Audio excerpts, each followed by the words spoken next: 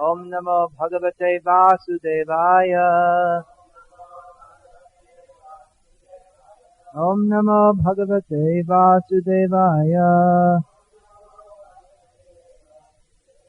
Srimad Bhagavatam, Canto 4, Chapter 19, Text 33 and 34. Translation and commentary by His Divine Grace Srila A.P. Bhaktivedanta Swami Prabhupada, founder Acharya ISKCON. Text 33. Oh, this is the verse written up. Oh, there's no, I thought it would be the next verse, because there's no commentary on this verse. Alright.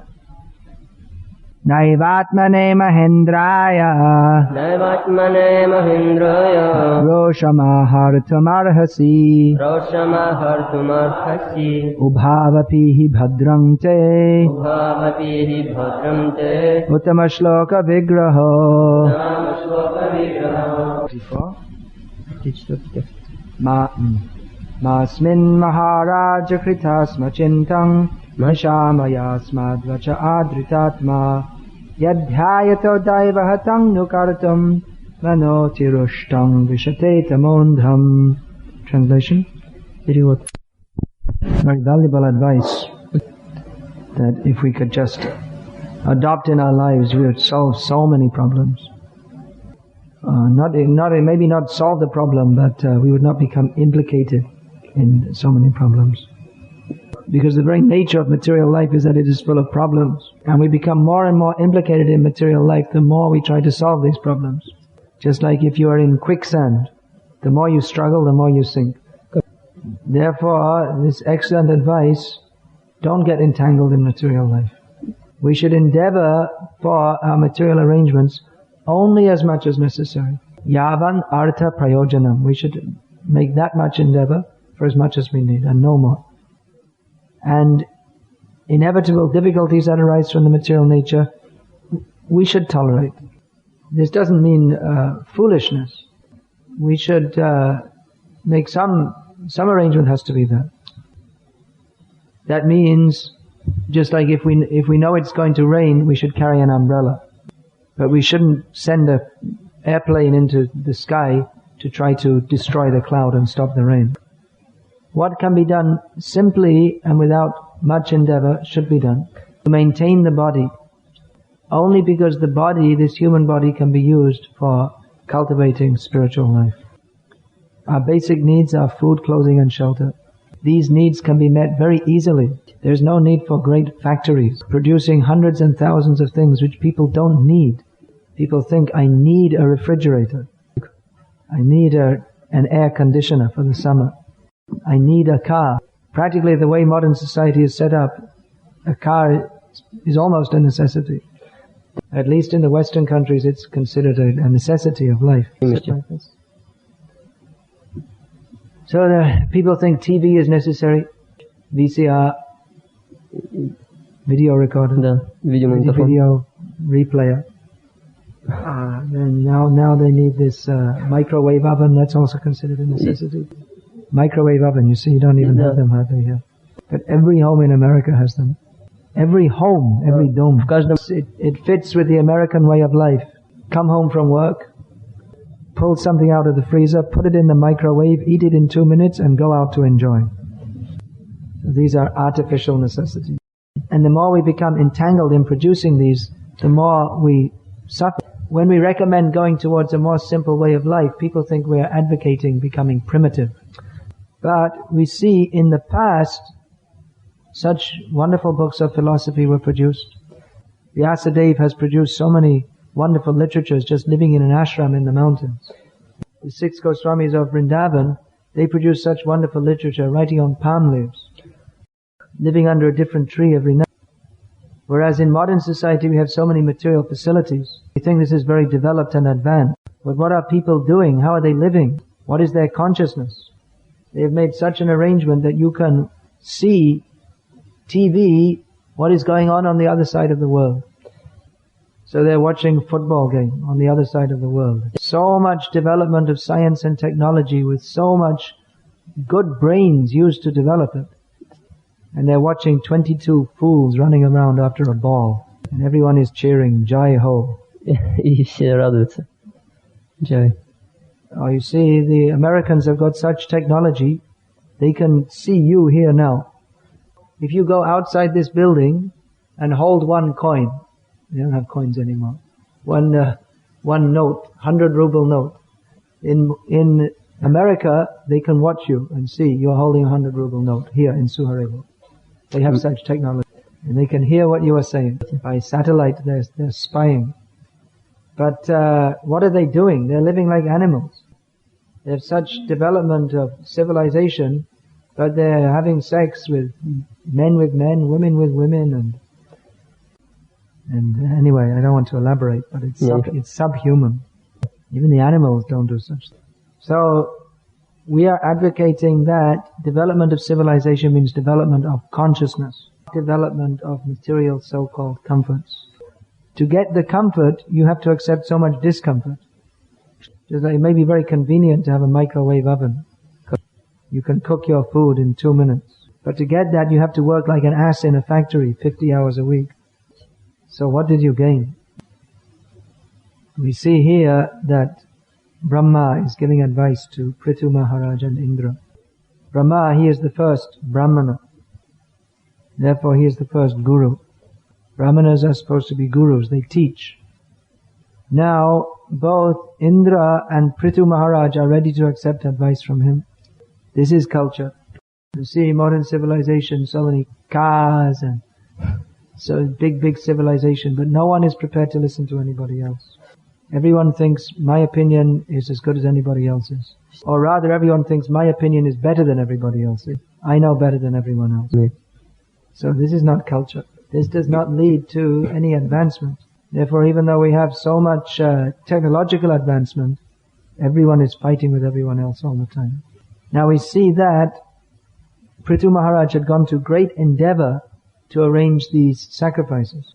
And Indra had most unfairly and improperly thwarted his efforts.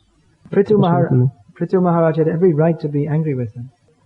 But on the word of Brahma, he is willing to forgive everything. Because the culture of listening to authorities is so deeply embedded. Now, of course, in the ex-communist world, that culture is also very deep. But that is not based on higher principles, that is based on fear. That if I don't do what I'm told, I might have to go to make a holiday to Siberia. Or I might have to eat a bullet for breakfast. So that's a different kind of respect for authority. Of course, in the Vedic culture there may be some fear also, because someone like Durvasa Muni, if you mistreat him, it can be dangerous. But the basic, the underlying factor in the Vedic culture is the desire for spiritual progress. So one point is that a greatly elevated spiritual personality like Brahma is respected for his spiritual progress. And that is one reason to respect his word. And another reason is because great personalities like Prithu Maharaj, they're also interested in spiritual elevation.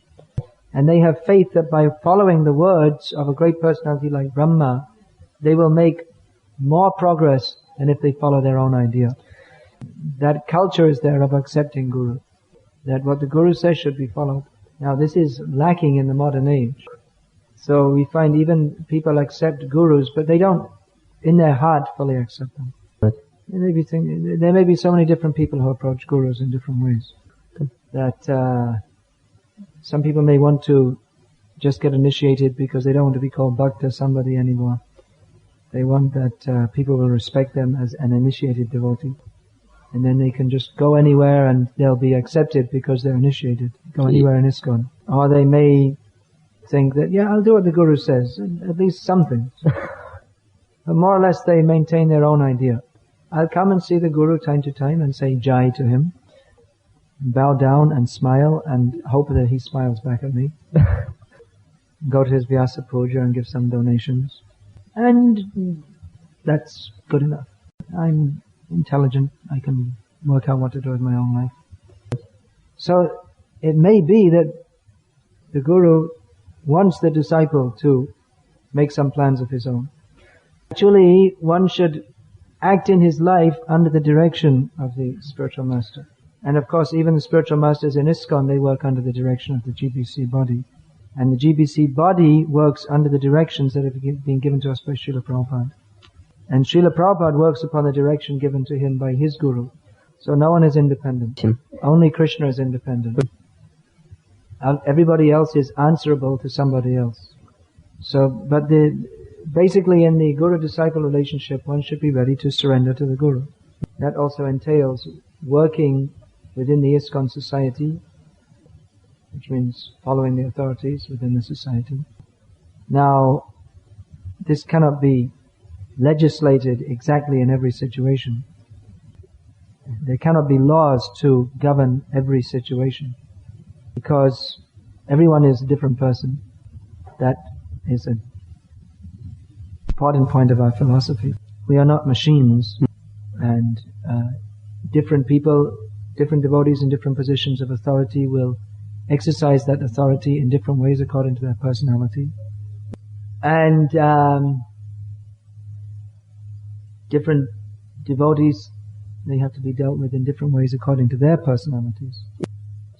And different people are in different situations. Householder devotees, especially those living outside the temple, the direct temple community, they are obviously less disciplined by the temple community than those who live within it. But remains that one should work under the direction of the guru. I was saying that sometimes the guru may also want you to make your own decisions. Not that you may have to ask him about everything. But the point is, one should not avoid following his instruction so that one can have his own program of sense gratification in the name of Krishna consciousness. No. One should be very sincere to surrender to and serve Krishna. Such a person should approach a spiritual master. If one is not interested in serving Krishna and surrendering to Krishna, he doesn't need a spiritual master. Of course, everyone needs a spiritual master, but there is also some qualification to accept one. We see that devotees, they sometimes go through different phases in their lives. Sometimes devotees, when they come newly, they're very submissive when they first come. Then after some time, they know everything, and no one can tell them anything, because they've become so senior. And even they don't listen to their guru. They become so puffed up. There may be others who come who are like more puffed up in the beginning, but gradually by realization become more submissive. That also is there. But the best thing is to understand from the beginning that we need to act under guidance. We cannot understand Krishna simply by our own endeavors. And that we should also understand. That is the goal of joining this Krishna consciousness movement. The goal is to understand and satisfy Krishna. Sometimes we may get diverted in so many different ways. Sometimes we may get distracted in different ways. We may think the goal is to become the most respected book distributor, distributing more books than anyone else. So that is good. We want you to distribute more books than anyone else as a service to Krishna, but not simply for increasing one's false prestige. And those who do it for false prestige, they won't last very long, because they are cultivating a weed of material desires in their hearts, which eventually strangles their advancement in Krishna consciousness. So you may say, then I should stop distributing books because I have so many material desires. Or I should just sit in the temple and chant Hare Krishna and become free from material desires. No, not like that also. Go on distributing books, but see what is our motivation. Because we all come to this Krishna consciousness movement with so many different material desires. So sometimes even when we're sincerely trying to serve Krishna, then our desire to serve Krishna becomes mixed up with some subtle material desire. So the thing is not to give up our service, but to go on with our service, praying to Krishna to become free from all material desires. Now, it may happen that we don't even recognize our material desires. That's another reason why we have to act under the direction of Guru. We may think, well, I'm doing everything very nicely. Just like a drunk man may think, I'm driving this car very nicely. But he's not. He's going to crash and kill himself. He needs someone to shout at him and say, you fool, you rascal, wake up. This actually happened to one of our devotees once. He was woken up while driving at 180 kilometers an hour. There was a police car driving next to him at the same speed, knocking on his window.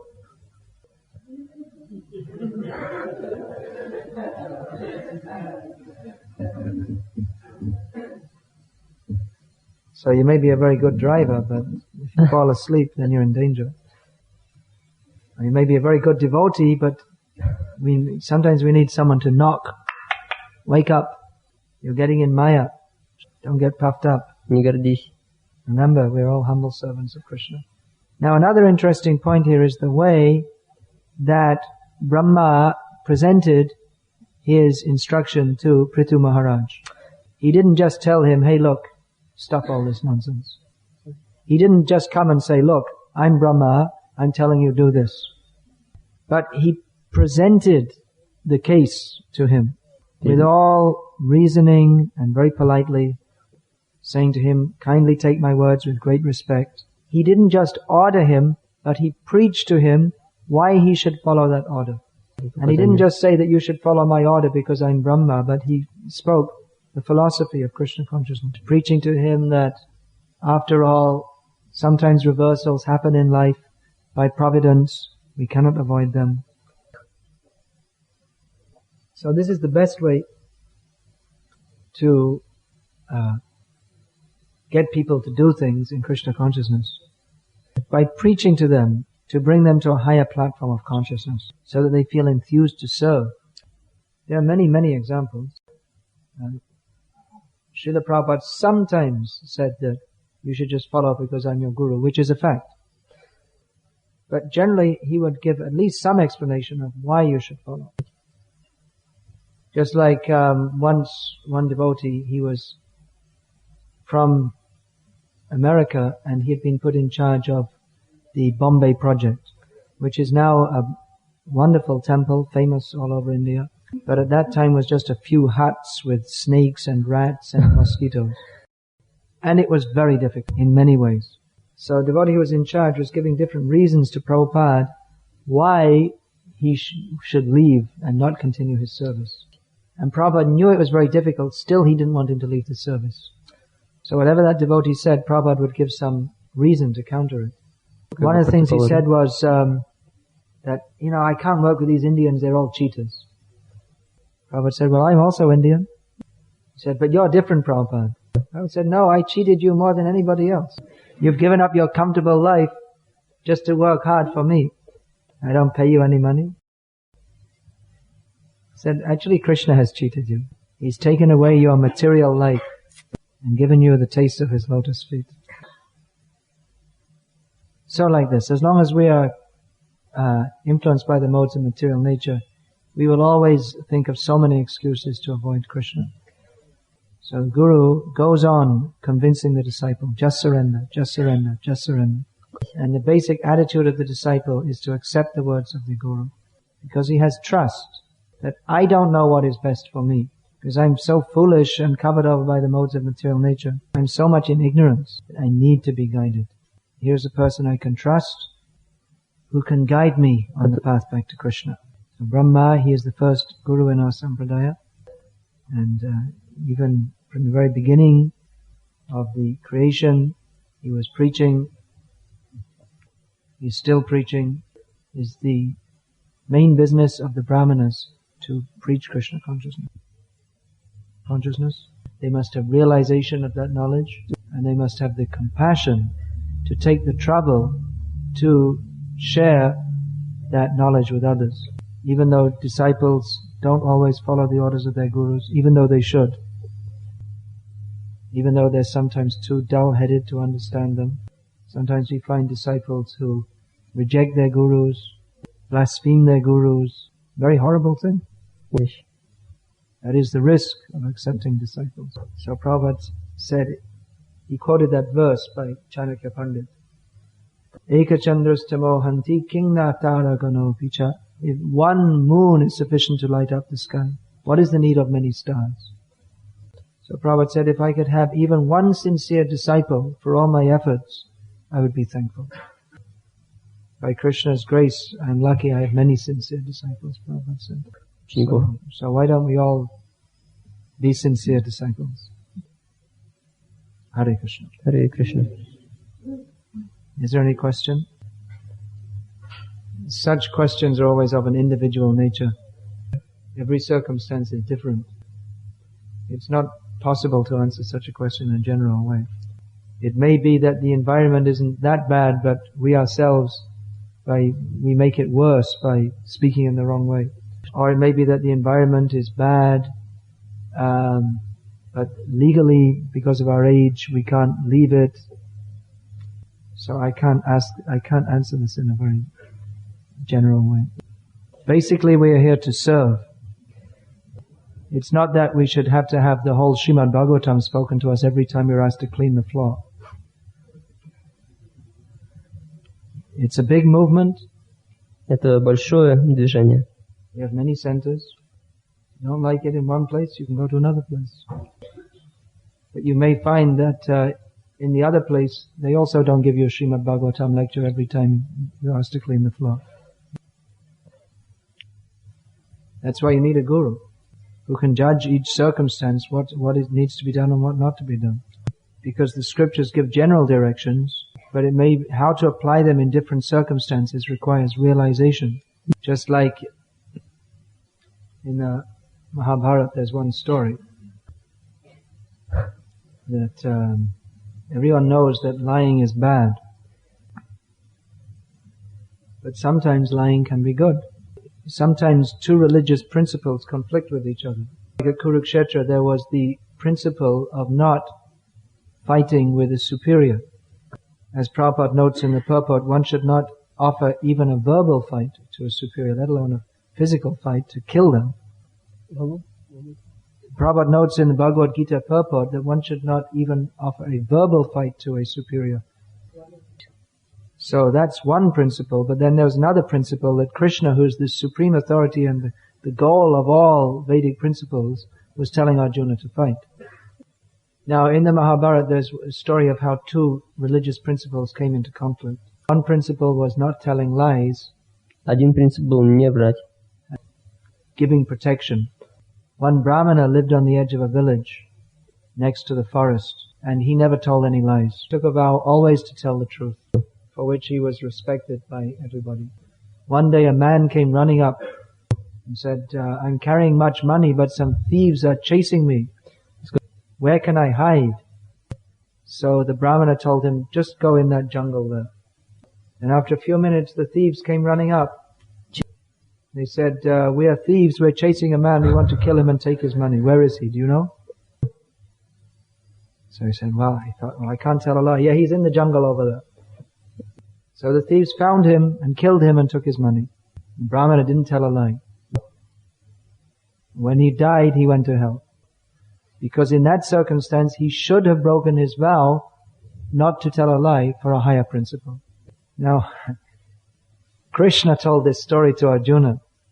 When Arjuna was ready to kill Maharaj Yudhishthira, what happened? Arjuna was fighting, as usual, with great veracity and killing so many of the enemy soldiers. When they got some news that Yudhishthira was very badly wounded and had been removed from the battlefield, so Arjuna extricated himself from the fight and went to where Maharaj Yudhishthira was. And when Maharaj Yudhishthira saw him, he started chastising him because he didn't want him to leave the fight. He said, are you Arjuna, the son of Indra? Are you Indra who went to the heavenly planets and got so many weapons? Are you Arjuna who fought with Lord Shiva? What is the use of all your qualifications if you leave the fight in the middle? We're all depending on you. You might as well throw away your Gandiva bow.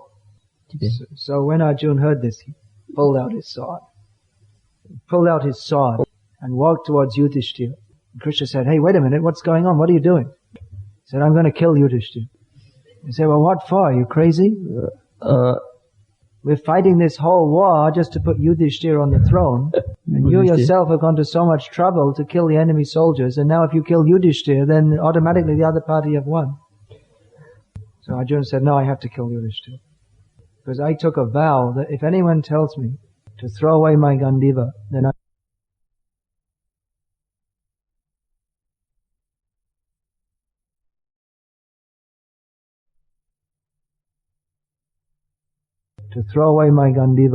will kill him. He said, well, that's all right, but don't kill Yudhishthira.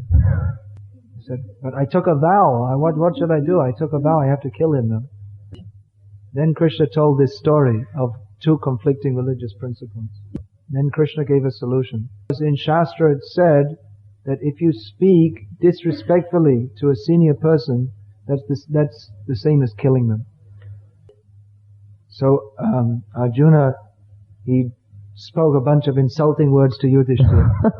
He's looking at Krishna saying, can I stop now? He said, okay, that's enough. And then Arjuna fell down at Yudhishthira's feet and begged forgiveness. And Yudhishthira said, okay, go back and fight. So that's why you need a guru. Otherwise we might misunderstand what to do. Jai Hare Krishna. Alright, one more question. Громче.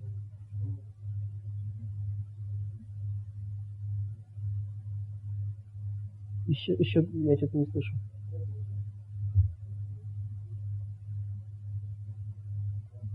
Когда он почувствует, how to define or what is the feeling when one feels that he is ready to accept Guru? It's not a feeling. We have so many feelings. Some days we get up in the morning feeling very fresh. And sometimes we get up in the morning wishing that we could sleep another 10 hours. So it's not a matter of feeling. It's a matter of conviction that now I have to surrender my life to Krishna. And I'm prepared to do whatever is necessary. Then we should accept Guru. Not just feeling. Because feelings change all the time. It's like someone said, well, I took my initiation vows, but I was so young at the time. I was very immature. I didn't really know what I was doing. So now I feel different. So I'm not going to follow my vows anymore. So that means becoming